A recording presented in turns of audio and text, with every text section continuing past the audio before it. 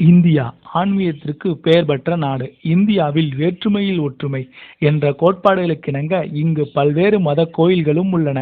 ஒவ்வொரு கோவிலிலும் வித்தியாசமான பழக்க வழக்கங்கள் கொண்டு பலர் வந்து வழிபடுகின்றனர். திருநீறு, குங்குமம், சந்தனம், பூ, சர்க்கரை பொங்கல் என விதவிதமாக வழங்கப்படும் கோயில்களை நாம் பார்த்திருக்கிறோம்.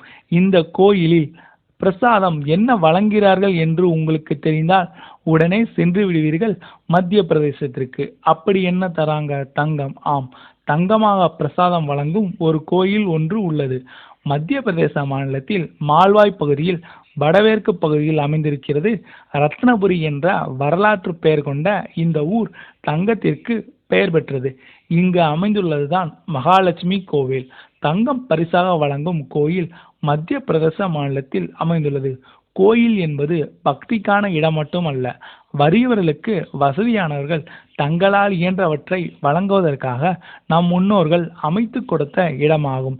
பொதுவாக கோயில்களில் திருநீறு, குங்குமம் பிரசாதமாக வழங்குவது வழக்கம்.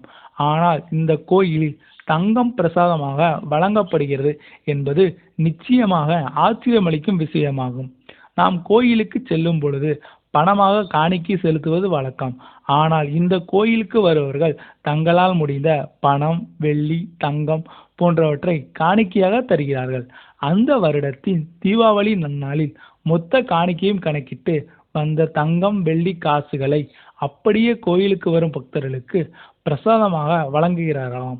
கோவில் பிரசாதமாக வழங்கப்படும் பணம், தங்கம், வெள்ளி போன்றவை குவியல் குவியலாக அந்த கோயிலின் முன்பு அடுக்கி வைக்கப்பட்டுள்ளது. மேலும் இது போன்ற பல சுவாரஸ்யமான தகவல்களை அறிந்து கொள்ள சேனலை சப்ஸ்கிரைப் செய்யுங்கள். நன்றி.